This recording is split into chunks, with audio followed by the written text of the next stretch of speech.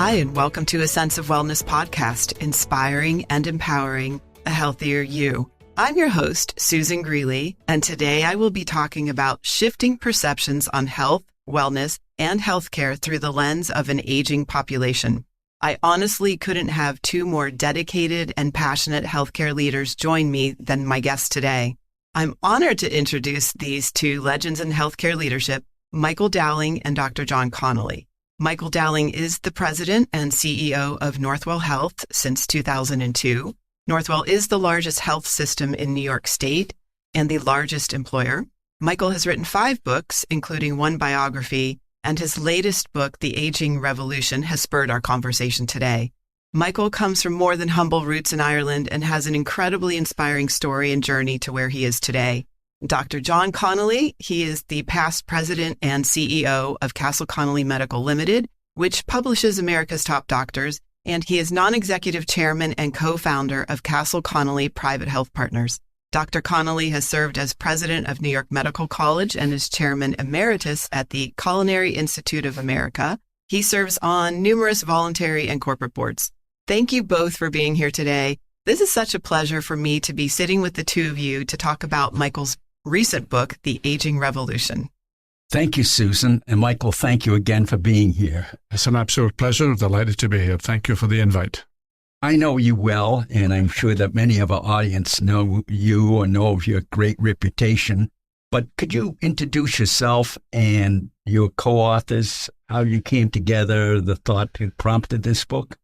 Well, I have been interested for quite a while on the aging issue, which is an issue not only here in the United States, but actually worldwide. Most countries are dealing with the implications of an aging population. I have done previous books with Charlie Kinney. Charlie Kinney works for us. He was a former reporter in Boston. And he and I started working on this some time back. It started out looking at healthcare in general, and we kind of gradually began to focus on the issue of aging. Maria Carney, who is our geriatrician, one of our geriatricians in the health system, obviously is very interested in this area, and she got involved with me on some of the research. And we then, the three of us decided to come together and make it a book where all of our names would be on it.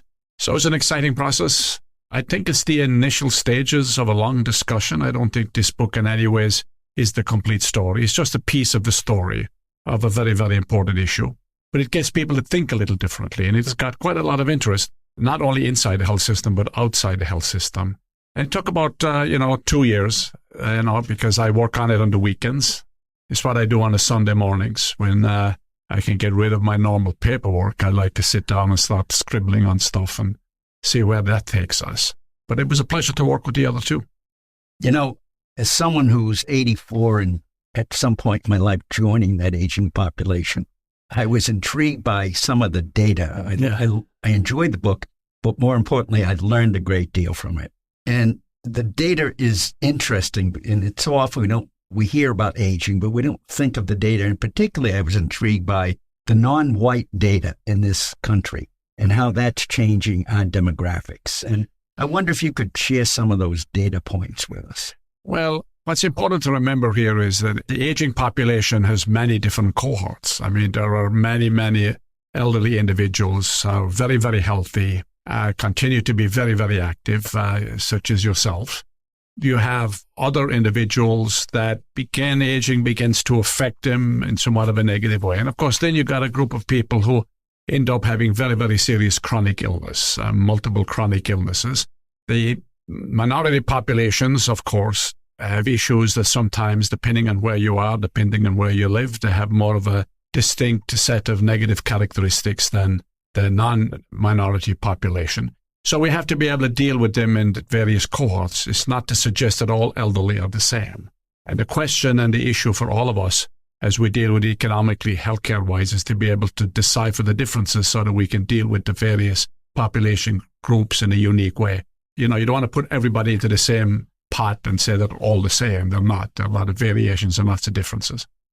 I know that our population is aging, of course, but as I understand it, we're probably better off than many other countries who have real serious issues with their population not only getting older, but declining as a result. Japan, the European countries, Russia, all facing serious problems with an aging population. Well, we're in a better situation today than many of those other countries, like China, for example. You read a lot about China recently in the media.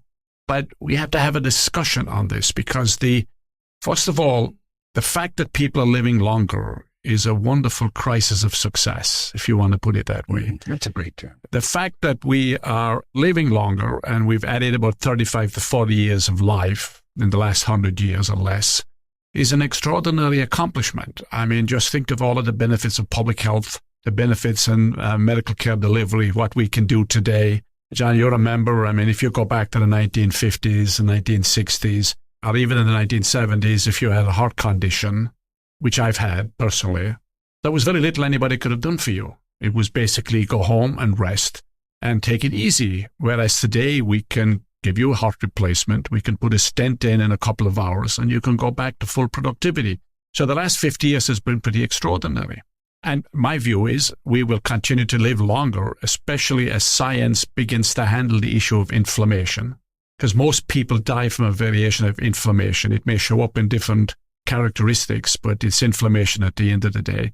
But the other side of this problem is, I think, something that we have to be very concerned about. The fertility rates are going down. The average number of kids per family in the United States is now 1.6. You need about 2.6 per family to keep things in balance, to keep a relative balance between the working population and the population that is aging. If you get to the year 2035 or around there will be more people over age 65 in the United States than young people. And as we grew up, and years ago, we were always used to the fact that, or we knew the statistic, those of us involved in this, that for one person retired, there was 3 people working. We are getting to a stage where you have 3 people retired for one person working. So the question is, how do you deal with that as a society? And the United States needs to have this discussion. What do you do to increase the fertility rates? Difficult, complicated. Other countries have not been successful on this. I don't think anybody wants to reduce the longevity. I think we all want to live a little bit longer. We all want to live healthier longer, and I think that's all possible. So how do you fill in the gap? How do you deal with the economic aspects of this low fertility longevity? And some people will argue, and I would probably be one of them, what we have to deal with is the way you fill the gap is immigration, which of course leads you to another fundamental, difficult, toxic political issue when you raise the issue of immigration. But it's an issue that we have to talk about. In my view, that's the immigration discussions we should be having, because I don't think we'll increase the fertility rate, and I don't think we'll reduce the longevity, although it has gone down a little bit since COVID, but that's minor, that's a blip. So all of this has healthcare implications, social implications, economic implications, all resulting from success. Longevity is not a failure, it's a success. Healthcare has been phenomenally successful. Despite the criticisms people may have of it, despite things that we don't do right, it is extraordinary to think that we can do today that we couldn't even imagine doing 30, 40 years ago. And when I look at some of the research that is currently being done in our health system, and obviously in other areas, the possibilities of improved aging and increasing length of life over the next 30, 40, 50 years is pretty extraordinary. We're very lucky, but we have serious political and policy issues that we have to deal with as a result.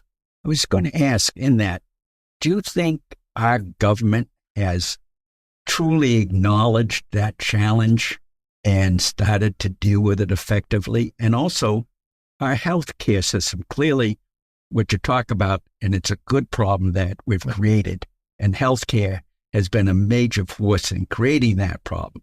Now the question comes, is healthcare prepared to deal with the challenges that they've created? Is our government recognizing and prepared to deal with those challenges? I would say there are people in government who recognize this. There are people in government who understand it. There are people in government working on it. But does government overall understand it or deal with it? No.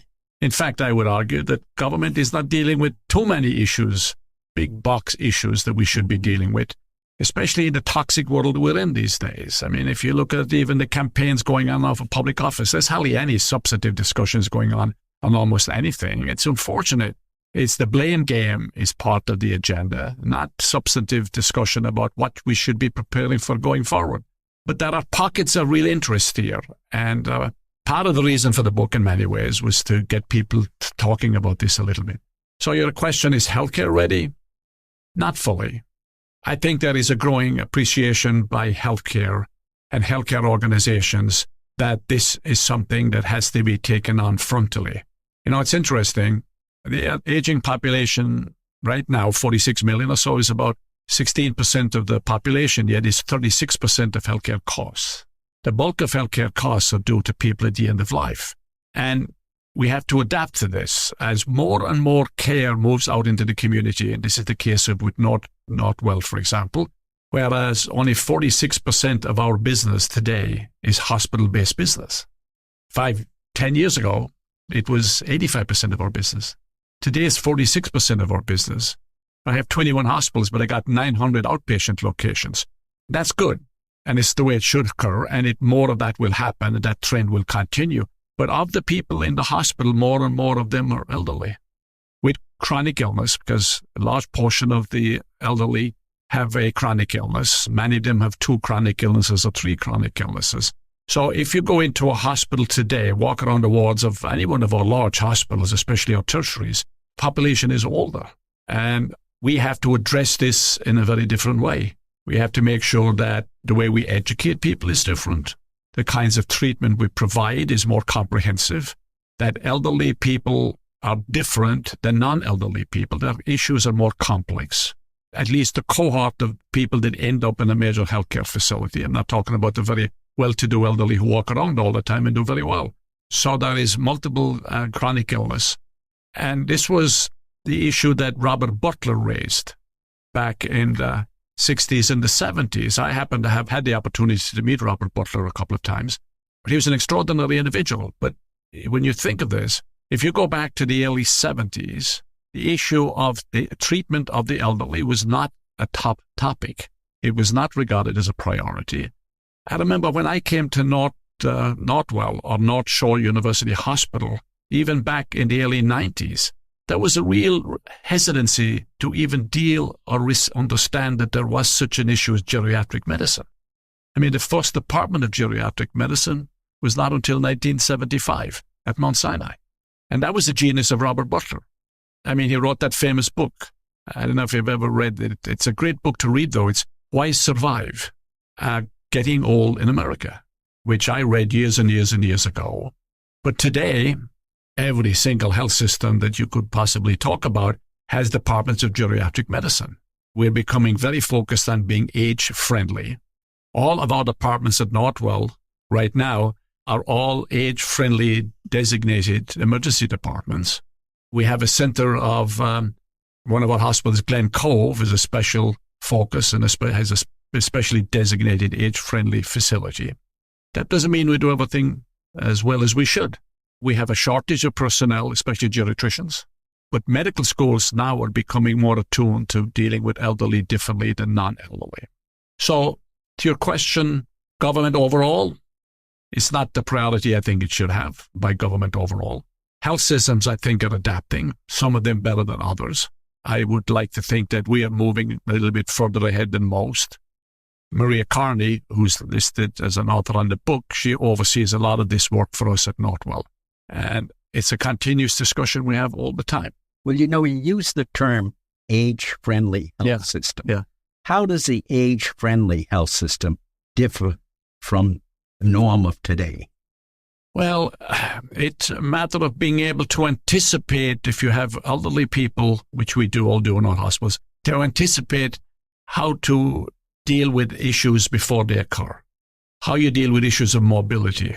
Dangers of falls by old people is absolutely huge, but if you have your staff attuned to the fact that you got to have prevention in place and you protect them, you provide extra support and security, etc.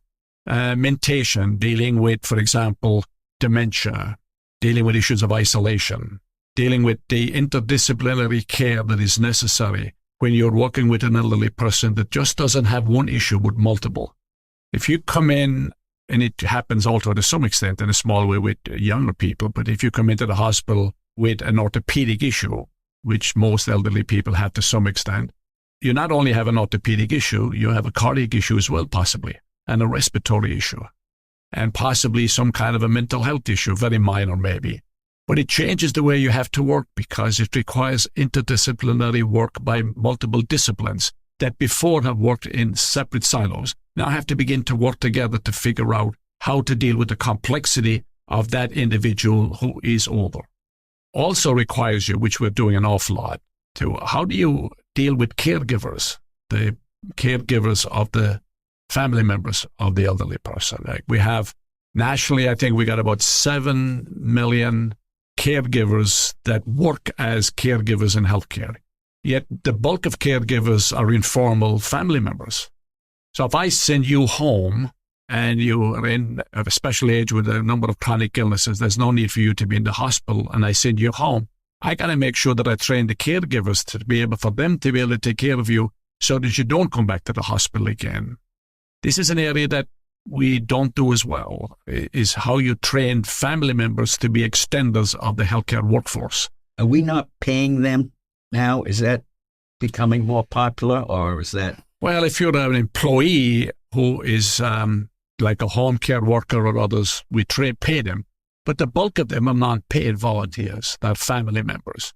So how do I educate the family members as to what to anticipate, how to deal with issues when they occur, when you might think they might occur, how to handle the situation in the household, what you do about transportation, what you do about infrastructure, making ease of mobility in the home, which, by the way, is an issue in the hospitals as well, how you have ease of movement inside a hospital, signage.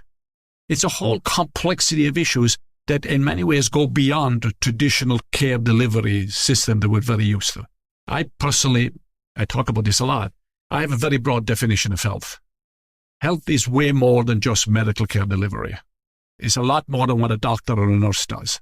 Now, they can be participate in the rest of it, but healthcare basically is affected by almost everything. Your living environment, your zip code. This is why, for example, going to another side of the equation with young people, this is why I'm very, very involved with education with high school kids. Because if I can teach high school kids how to become prepared for the workforce and give them a job and give them internships and apprenticeships, I'm improving their health. So we have to redefine the definition of health. It is more than not being traditionally sick and ill. And that, I think, is a big change for all healthcare organizations to be thinking about it and looking at it differently than the way we've always traditionally done so. Is there any nation that's leading in this kind of thinking and planning and dealing with the complexities? The area, I think, where countries have been ahead, and I mentioned this in the book here, England and Ireland, for example, when you get the issues of palliative care and hospice care, it all began in England with Cicely Saunders, for example, around palliative care. And I'll give you a personal example. I mean, my mother, who was deaf, was a wonderful, wonderful lady, which I talk about a lot. She got colon cancer. She was over here with me, and we identified that she had colon cancer. We went back to Ireland. She had surgery. She lived for many, many years, but eventually got quite ill, and she ended up in hospice care in Limerick in Southern Ireland. I was back and forth a lot, and I spent quite a bit of time in that hospice care. At that time, there was no hospice care program at Northwell. I was fascinated with the program in Ireland. The issues of overall healthcare in Ireland leave an awful lot to be desired, but they do hospice care well. It was a family kind of environment. The family could come and stay there. It was a home-like environment because older people, if you take them out of a place where they're very, very used to and put them in a place of unknown, it negatively affects their health. So I came back after my mother passed, and I opened up the first inpatient hospice unit at North Shore University Hospital. What year was that, Michael? That's a good 16, 17 years ago now. Mm-hmm. Now, today, we have inpatient hospice, we have outpatient hospice and palliative care, home care basically. We have a hospice residence, beautiful place where people can stay towards the end. And the whole aspects of it has changed. But a lot of this we learned from Europe. I studied and I learned what happened in England and in Ireland. So in that regard, I think we're a little bit, it didn't start here. Mm-hmm. But then again, let's remember, while an awful lot of fabulous stuff happens here, and I would put the U.S. healthcare system pretty much overall ahead of everybody else, despite its deficiencies, it's important to remember that when Johns Hopkins was founded, most of the doctors who created the expertise at Johns Hopkins, they learned it in Europe, in France and Germany. So we learn from each other. Today, I think that in the United States, at least with the health systems across the country that I work with, the issue of geriatric medicine, taking care of the elderly, interdisciplinary care, moving people out of the hospitals when they don't need to be there, I think we're better than most. Well, you had mentioned palliative care, Yes. which is something even newer than geriatrics. And like you, I had met Bob Butler a number of times, but I never realized how significant he was in creating the whole field of geriatrics. I mean, really amazing. Now, we've also had some leaders doing the same for palliative care. And although I assume most people are familiar with geriatric care, can you tell us a little bit about palliative care? Palliative care is making people very, very comfortable as they get toward the end of life. It's a stage like before hospice care, although the phrases are often used interchangeably. It's making people very, very comfortable. It's making them pain-free, increasing the overall, as I said, the overall comfort level for patients. And then, of course, hospice care is at the very end. It's kind of interesting. Jimmy Carter has been in hospice care usually a month is what you're there. Jimmy Carter is an extraordinary individual who just passed his 100. And I think he went into hospice care a long, long time ago. I forget the dates, but it's a long time ago. About 2 years. I think there's an old record here. It's the Guinness Book of World Records. And I wish him a long life still. But it's the two are intertwined, But palliative care is people comfortable and healthy, etc., reducing inconvenience and make pain-free, etc. And it's, as I said earlier, if you go into one of our hospitals today, most of the patients you see are older patients. Being able to be treated with things today and issues being resolved today that could never have been resolved in the past. So it's actually a great story. And the aging issue affects the world of transportation, the world of entertainment, the world of business. Like yesterday, my wife and I went to, there's a theater in Northport where I live, and we went to the theater. I think I was the youngest person in the place. I felt great. I felt like a teenager being in that place yesterday. But I looked around and I'm thinking, this is absolutely phenomenal. If it were 50 years ago, most of these people would not be there. We should be very, very happy with the progress that we've made. Very, very, very comfortable. But now we have to look at everything a little bit differently, and we have to retrain physicians differently. Like our medical school is different. The training is different in our medical school than in most medical schools. That's an intriguing question because not only have medical schools not been, say, up to date in geriatrics and palliative, they are even, I believe, as a former president of a medical school, not even fulfilling our need for basic primary care, let alone this kind of care. And with someone who's responsible not only for a great health system, but also a medical school. Right. What are your thoughts on that? Well, if you want something to be different in the future, you've got to start training people differently today. And this is a major focus of us at Northwell. I am huge into education. This is why on a separate topic that we can talk about sometime in the future, we will be opening up the Northwell High School of Health Sciences next year in the city in Woodside, Queens, because I want to be able to train young people in high school differently. I'm doing this with the City of New York and the Bloomberg Foundation. But if you go back to the medical school, our medical school is different in this way. And I think this over time, others will follow because we've had a lot of people looking at how we do it. All of our medical students are trained as EMTs in the first 9 weeks. In fact, last Friday, we had a white coat ceremony where all of our medical students got their EMT license last Friday after 9 weeks. The typical school, you're in class for 2 years, and then you go out into a hospital the last 2 years. That was the tradition. Right. Today, all of our students are out seeing patients from day one. They're traveling on ambulances at the beginning. They go into people's homes. They go into a person's home. Person is elderly.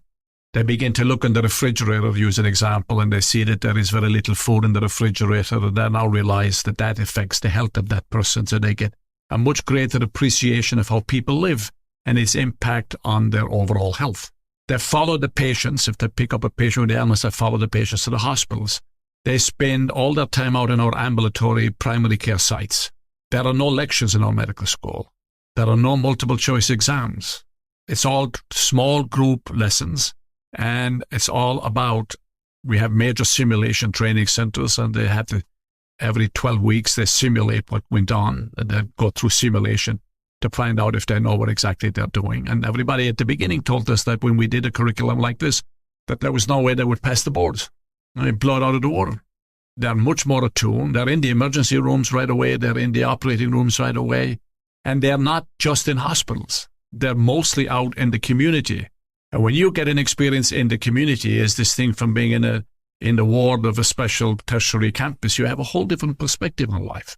It opens up people's minds very more broadly about what matters to people. That's the other thing with with aging. Age-friendly is focusing on the issue of what matters to you. Rather than asking what's the matter with you, you ask the question what matters to you.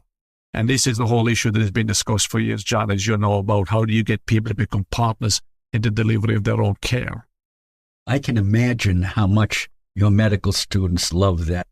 2 years of basic sciences and 2 years of clinical, and, they feel so removed from it for 2 years. Yeah, I'm a big believer in apprenticeship. You learn by doing. You can sit in a class and you'll get subject matter thrown at you, but the only time you know how to do anything is actually do it. The students love this. We get 6,000 applications a year. We only have 100 slots. We get about 6,000 applications. And the people who would love to go back to medical school are all our regular faculty who are involved with the medical school. If you ask any of them, they say, I wish I could go back to medical school this way. Broader perspective. Again, it's looking at health differently. And so the same with the aging book. Well, we might have focused an awful lot on the medical side of this. If you're going to be dealing with the health of elderly in the long run and making a dramatic effect, you've got to look at the totality of what health is. The issues of isolation, the importance of socialization, the importance of movement, the importance of continuing employment. I mean, you're an example, John, of that. I mean, continuing employment. That's why you look so young. Do you think that hospitals are the best institutions to lead that change? I think the good ones, yes. Remember, most, and this is a debate I get into ever so often, if you look around the region where we are, most non-hospital care has been created by hospitals. I have the largest ambulatory care network of this part of the country, financed and created by our hospitals. Now they're self-supporting now, but I have 900 outpatient locations. Northwell, we are the largest primary care delivery network. We're the largest ambulatory care network. We have the largest post-acute services in the region. We have the biggest home care in the region next to VNS, and we have some hospitals. So when I'm describing Northwell, I don't stop with hospitals. Well, let me ask you this question. Yeah. Because you had a very unique background coming into healthcare. Yes. Which I think is reflected in a lot of what you're doing. Can you tell us, do you think you were head of all social services for the state of New York? So you had not just a narrow healthcare perspective, you had a much broader perspective. Do you think that has helped you in creating that vision? Oh, absolutely. I think that my background, growing up the way I grew up also, because I experienced poverty. I experienced what it's like not to have anything. I experienced what it was like to have to struggle to have food on the table. I experienced what it was like to have to work at age 8 or 9 to help out at home. And I had a wonderful experience in government, 12 years working for the governor. So I got to see the broader perspective. So yes, my background is a little different than most CEOs. I'm not saying better or worse, but I do think I look at it a little bit differently. This is why, for example, on issues of gun violence, which by the way affects the elderly too, I went public 6 years ago and, made a big national case of treating gun violence as a public health issue. And now I have a national coalition of 65 CEOs from all over the country involved. When I started doing that, everybody was looking at me, what, are you crazy? And most CEOs said to me, that's not our role. I can imagine. People said to me, stay in your lane. My lane is health. You don't think the fact that guns are the leading cause of death for kids is not health? We see it in our hospitals. We see it in our mental health facilities. That's health. So yeah, I have a much broader view. And I think that has helped. So when I came to North Shore University Hospital way back in the early 90s, I remember I probably was my third or fourth meeting, I announced that, I mentioned at the meeting that we should open up a division of ambulatory care. And I remember people looking at me thinking, what's ambulatory care? Today, everybody knows that. But even back then, people would deny the fact that there was such a thing as geriatric medicine. People at the same time, not that long ago, in the early 90s, and I've experienced it, people would argue with me there's no such thing as pediatric medicine. In other words, children are just small adults. Older people are just older adults. They're all the same, yet they're not. You have to divide your population so that you can actually address the various uniquenesses of each subgroup. But I do think the backgrounds change. This is why many of my employees, for example, I send a group of senior leaders out to Utah to spend 2 weeks at Intermountain in Utah. Interesting place, yes. Very interesting. They send people to spend time with me. Now, you couldn't find two places a little more different than Utah and New York City. But it exposes people to different environments. And when you do that, you get a much better appreciation of what it is we should be talking about. If I give a job to a kid and I give him an opportunity to promote his education, I'm improving the health of that kid and the health of that kid's family. And one last thing, John, I mentioned, when I was with the governor, we had a big problem in many of the department buildings in the city, lead poisoning. And I learned this very important lesson. It seems kind of obvious, but we used to send physicians in to the apartment buildings on a regular basis to deal with issues of lead poisoning. And they go in on a regular basis, they do testing, they take samples, etc. Until I remember being in some of these apartments and realized that the radiators in the apartment were lead-coated paint. The solution is to cover the radiators. Sending a doctor to the family on a regular basis was nice. Didn't do a goddamn thing. Change the radiators, cover it so the kids are not touching it and eating it. That's prevention, and that's health. That's public health. That's the other thing, by the way. We have neglected almost completely public health. No, you're right. I haven't even heard the term. That used to be a very robust National Center for Public Health. I forget the name of it now. But remember, an awful lot of the advances over the years in New York City, was clean water, closing the open sewers that existed, taking the dead horses off the street in the old days in the 1870s and 80s, right? Those public health initiatives made dramatic improvement, and then medical care advancements on top of it. But during COVID, we were the local public health initiative. The only good public health department in the New York area is the New York City Public Health Department.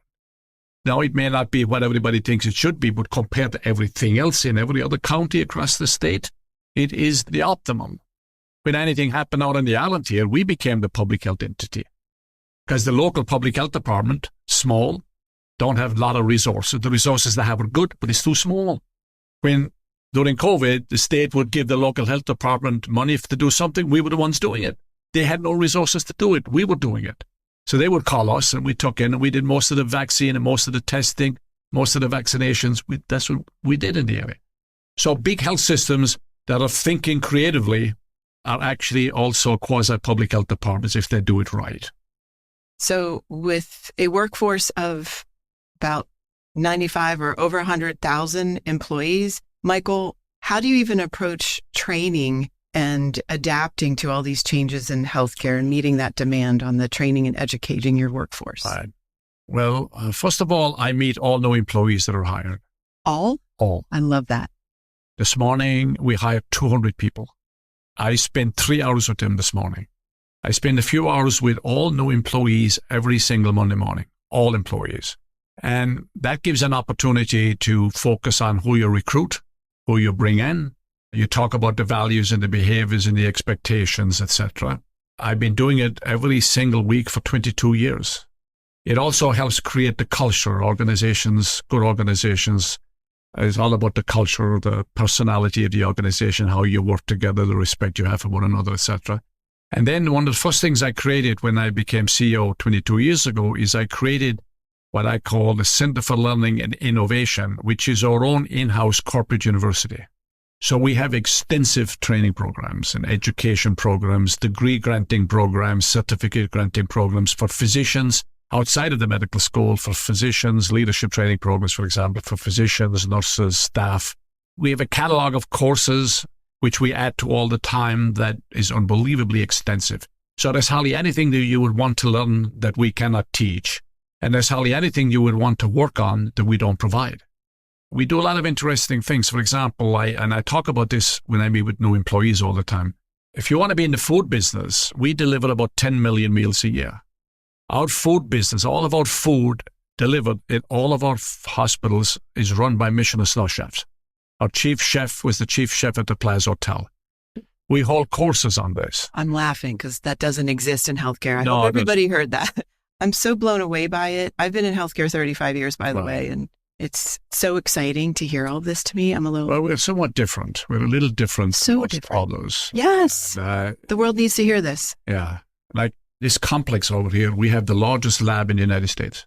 3 football fields in size. I have to apologize that I did not know this. And walking around here, because This whole complex is ours. it's amazing. And the building that is right here was the United Nations. You're part of the UN right now. What was the United Nations? There's a lot of history right where we are. Right. It was in this building Finding on the out. other side over here that Yeah. the independence of Israel was signed in 1949. Wow. We have the largest outpatient cancer program in Northeast United States right here. I don't know what to say. Yeah. I No, like we're quite different. Yeah. quite different. Where we're actually, for example, the things we're involved in, we're helping to grow farms in Harlem.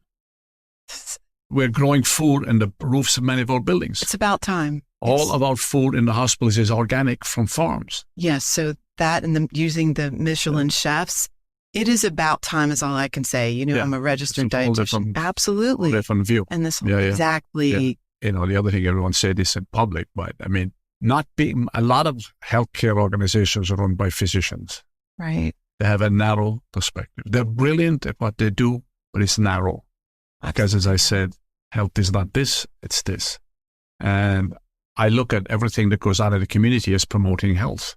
And it changes the way you think about everything. It is. Yeah. I loved how you put that earlier. It encompasses so many aspects of our total health, all of Right. our functioning, and bravo, kudos to you for standing up to those voices that are trying to say, stay in your lane. Yeah. No, that's That's not your style. it's not me. Yay. I don't even Well, know what that's landed. I don't either. I'm a redhead. Or we shouldn't, but that's how you make all this positive change in the world that you're doing. We, in closing, our audience will consist of over 70 physicians and over 75,000 patients Yeah. who are part of Castle Connolly Private Health Partners. What message would you leave to the patients and to the physicians for the next 10 years of our hopefully more productive lives? Well, first of all, I look at patients as customers, and patients have to be patients/customers, in my view, have to be completely involved in management of their own health and in the co-management of their health with the physicians. It's not the old days where the physician knows it all and the patients know little. The patients today are very, very involved, and it's going to become more so given all the new technologies that are advanced. So I would say become much more of a self-advocate for your own health. The information is all over the place. Learn more, exercise, eat well, socialize as much as you possibly can, stay active. And also for patients to understand that if you're living in the New York area, you're living in a place where there is great health care overall, okay? On the physician side, I'd say is be a patient partner. Use the assets of the patient to help you both get better. And also for physicians is continue to manage your own health to the extent that you yourself are managing your health and you become a good example to the patients or the customers that you currently deal with. And I would say, lastly, I'd say there's an awful lot of negativity in the world. Be positive, be upbeat. You know, to me, health is about promotion of concepts and values like decency, respect, getting away from the blame game, integrity, trust. You know, when I look at the politics today, for example, without getting too political, I don't want to get political here, I often wonder about the health of kids when they look and listen to everything that goes on each night on television among many of our leaders. And you ask yourself the question, who are the role models? Who do you look up to? Physicians, people look up to physicians. Be a person who deserves to be looked up to in how you act and how you behave and how you discuss, and look at health as being way, way more than just the provision of medical care itself. It's only a component of health. It's not the equivalent of health. Those are great closing thoughts, and thank you so much, Michael. It's always great to listen to you. Pleasure to be here, and I thank you for the invite again. Thank you. You are a brilliant person, but also, I think with the Irish background, spin some great stories. Well, I kissed the blondie stone twice. Me too. Thank you, Michael. Susan, thank you very much. Thank you both. Bravo. I think that was the best that I could expect on shifting perceptions about health and wellness and healthcare. Michael, may I ask you one or two final questions? Sure. Okay. Shifting gears a little bit. How do you prioritize your own health and wellness while leading one of the largest health systems in the U.S.? Well, first of all, I'm a bit of a workaholic, so I work all the time. But for me, work is fun, exciting. It keeps you physically active and it keeps you mentally very active, which I think is very, very, very important. I don't exercise as much as I should during the week, but I walk everywhere. And the weekends, I exercise quite a bit. I love the gym. I mean, I played a lot of competitive sports as a kid, so I love being in the gym. It may not seem very obvious, but I do work out on the weekends. I am very careful about what I eat. You know, obviously I divert from it ever so often, but overall I'm very focused on eating healthy. And alcohol, I may sound being Irish, but I am very, very careful about alcohol. I've had alcoholism in my family. My father, 2 brothers. One of my young brothers passed away 2 years ago from alcohol. So I'm very, very careful about that. So food, exercise, drugs. I have never touched drugs ever. I mean, illicit drugs. Never, ever, ever, ever. Can I do more? And should I do more? Yes. But I'm not one of those couch people at all. As I would expect. I try to stay as healthy as I possibly can. But I think staying busy is absolutely key. Yeah, I'm a big fan of the Blue Zones, Michael, if you're familiar with the Blue Zones. And you touched on a biggie, moving naturally. And you mentioned as you were speaking too, the cost of falls. I think for this aging population and for all of us at any age, we do need to move more. So it isn't necessarily hitting the gym. However, there's something from your past that you also mentioned that I had to Google, and now I'm sort of addicted to hurling videos, just so you know. So tell listeners a little bit about, I like to change things a little bit during my interviews. Tell us about hurling, what the sport means to you and how you've applied it to your life. Well, sports were very, very, very important as we grew up. I grew up in an environment that was sports crazy. And hurling, of course, was the sport. I mean, I played other sports, but hurling was the sport. It's the Irish game. It's the national Irish sport. Most non-Irish people know little about it. It is the most physical sport in the world. It's one of the fastest in the world. It is unbelievably competitive. I was fortunate enough to play at the top level. I began playing when I was very, very, very young. In fact, I think the first gift I ever got when I was a kid was a little hurley. I must have been about 3 years old. I think it became an extension of my hand all of those years. And I ended up playing for college, winning numerous tournaments, won a National League medal, won a national medal with Limerick in 1971. So I got to the top echelon of the game. And we played without any protection at all. I mean, you don't wear any protection. Now, today they wear helmets. And that's it. I've been watching videos. Yeah, but I've never worn a helmet. I can't imagine. I've obviously had a number of injuries. I've had numerous stitches in my face, many, many, many. I've had my teeth knocked out. I've lost the front teeth. They're not my own at all. It was all worth it. I loved it. It is a phenomenal sport. And it was a big part of my life. And when you grow up poor in an environment, when I went to college at the beginning, when most of the people were there that were in college at the time were people that were obviously materially much better off than I was. But the great equalizer was the hurling field. In the hurling field, we're all equal. Sports does that. And I loved the sport. For non-Irish, it's kind of weird to think of taking 15 Irish guys, putting them on a field and giving them a long 4 to 5 foot stick and telling them to beat the crap out of each other. I'm a mom to 4 boys. I think they're missing out on this. But it's a great sport. And I got a lot of injuries, but nothing that serious. I mean, you get cut up a little bit. But when you get to the high level of the game, when you play at the top level, you don't get hurt much at all because everybody's so good. So interesting. I was watching and I see that it's a combination. I'm like, well, is it rugby? No, it's not rugby. Is it lacrosse? It's not lacrosse. Is it hockey? It's all of those in one. It's all of them in one. It's very physical. It requires unbelievable eye-hand coordination. It requires courage because you put your hand up for a ball, you hit a ball in the air. There's another guy right next to you or many more than one next to you going to hit the same time. So you got to be good at it. But you learn the tricks of the trade. You learn how to protect yourself. And I think it's the best sport in the world. It's absolutely phenomenal. Today, of course, they wear helmets, which I never wore. Amazing. So I love telling listeners. Imagine if I wore a helmet, I'd probably been a little bit smarter. I would have hit less on the head. I don't think it detracted from anything, quite honestly, and how you got to where you are today. But I wanted to bring that up because it's a fun sport to watch at this point, but I don't think any of us know about it. Well, it's played in the Bronx, in Gaelic Park in the Bronx. I played in the Bronx years ago now. But yeah, the Irish, they play in the Bronx at Gaelic Park.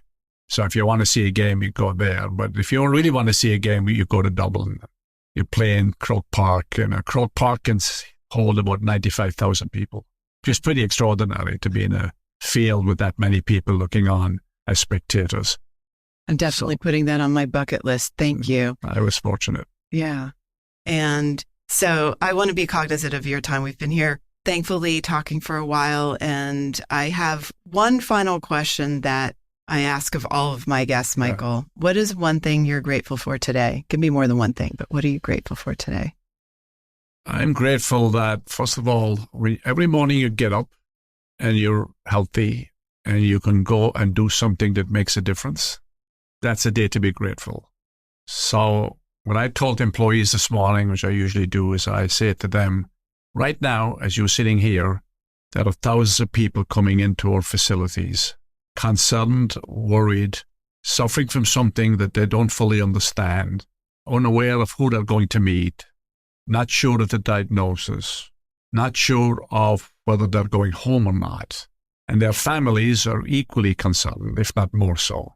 Yet, because of what we do today, most will go home tonight better off than they were this morning. That's a day to be grateful for. You don't just exist. You do something to make a difference. Life is a journey, and you're only here for a very short period of time. There's a beginning, a middle, and an end. Ask yourself, what do you want to do during that short time that you're here? And in healthcare, I tell employees, you don't have a job, you have an obligation and responsibility that during that period of time, you can do something special for people around you and make life better for others. So every day you have a chance to do that is a day to be grateful. We are very fortunate. I tell employees, if you think you have a bad day and you're upset, because I think people need to develop more resilience these days. But if you have a bad day, I say, before you go home tonight, walk through the oncology unit of the Children's Hospital and then tell yourself or ask yourself whether or not your day is that bad. Everything is relative. We complain because in many ways we are too fortunate. If you're in some parts of the world right now, in Kiev, Ukraine, or in Lebanon, irrespective of the politics, those people are having a bad day. You're having a real good day. So make use of it and be grateful for the opportunity to do so. Thank you. I also believe that every day is a gift, and I love that you practice what you preach. And most of all, thank you for being here with me. Thank you for being the most compassionate leader in healthcare that I've ever met. Thank you, Michael. Thank you so much. I appreciate it. Anytime. Thank you for taking time to join me and listen to this episode. You can find more information and subscribe to the Sense of Wellness podcast on our website at ccphp.net/sends. This show is brought to you by Castle Connolly Private Health Partners, a concierge medicine organization that partners with and supports exceptional physicians to deliver an unrivaled experience of comprehensive, collaborative, and attentive care for a preventative approach on health and optimal well-being for members. Be sure to listen in next time to the Sense of Wellness podcast, and remember, simple daily habits matter most.